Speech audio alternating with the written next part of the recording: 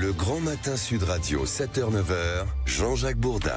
Notre invité ce matin, il est 7h14, Ange-Dan Calderon, qui est président de l'association 7 octobre Vie brisée en Israël et cousin d'Ofer Calderon, otage franco-israélien du Hamas toujours emprisonné et qui est dans la liste des 33 otages qui devraient être libérés dans la première phase de l'accord trouvé entre le Hamas et Israël sous l'égide du Qatar et de l'Égypte et des États-Unis.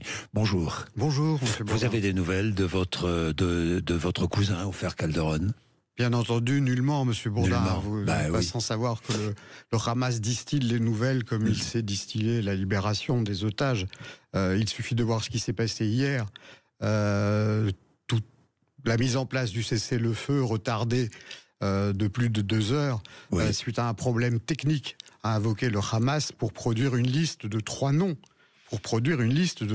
Car aujourd'hui nous n'avons pas la liste des otages qui seront délivrés les semaines suivantes. Vous n'avez pas la liste des 33 otages ? Si, ça nous avons. Votre cousin est dans la liste ? Ofer est dans la liste. Et comme je le répète, le mot liste, chaque fois que je le répète, évoque pour nous juifs des souvenirs assez funestes. Donc bref, quoi qu'il en soit, il est sur la liste et c'est une bonne nouvelle. Maintenant, quand sera-t-il libéré ? Nul ne le sait, et sans doute le Hamas lui-même ne le sait pas. Et il serait vivant, donc ?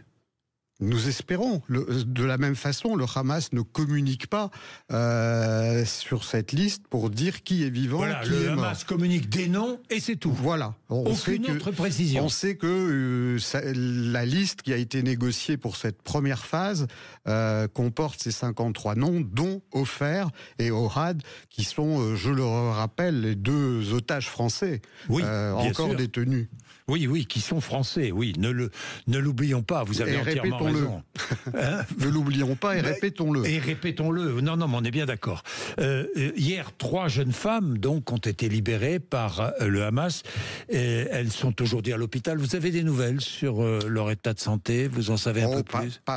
Pas plus que la plupart des gens, mais on a des nouvelles, je dirais, par ricochet. Pour nous-mêmes, dans la famille Calderon, Dan Calderon, pour avoir vécu la libération déjà de Sahar et Erez. Je rappelle Sahar, 16 ans, Erez, 12 ans, en compagnie du fils aussi de Ohad Yahalomi, qui s'appelle Ethan Yahalomi, tous français, encore une fois.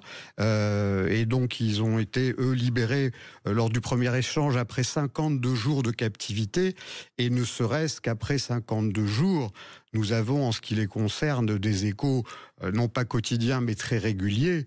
Et il va sans dire que, concernant en particulier Sahar, jeune fille d'une extrême beauté et ayant eu 16 ans pendant sa captivité, vous imaginez qu'aujourd'hui, elle est dans un état psychologique que je vous laisse imaginer, sachant qu'elle attend...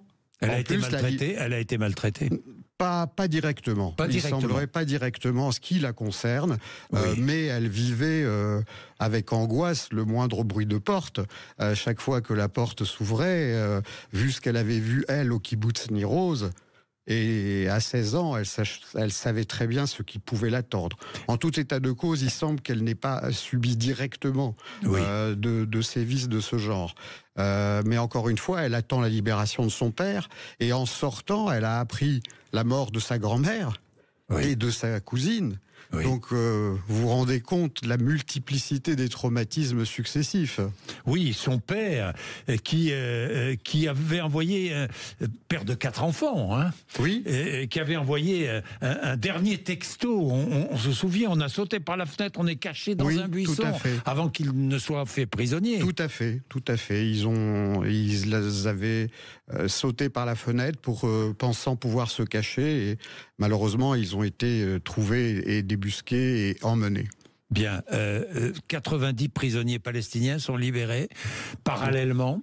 Parallèlement. Tous vivants. Tous vivants. Et... Alors que hier encore, Tsahal a récupéré le corps d'un des soldats qui était à Gaza depuis 2014. C'est dire encore une fois le prix qu'attache Israël et le pas seulement à la récupération des otages vivants, mais symboliquement même à la récupération des corps. Oui, en Israël d'ailleurs, il y a des voix qui s'élèvent pour dire c'est un prix trop lourd à payer. Nous libérons des centaines et même des milliers de prisonniers palestiniens, et de l'autre côté, le Hamas, oui, libère des otages, mais en même temps aussi renvoie des cadavres. Bien sûr, mais malheureusement, Israël avait donné le là, si je puis dire, lors de l'échange du soldat Gilad Shalit, où 1037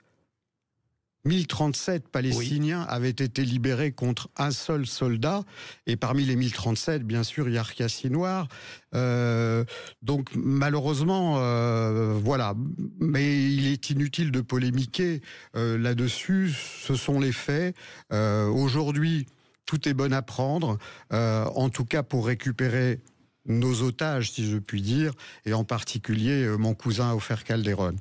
Merci Ange Don Calderon, merci d'être venu nous voir ce matin sur l'antenne de Sud Radio. Il est 7h20, le rappel des titres de l'actualité avec vous, Laurie Leclerc.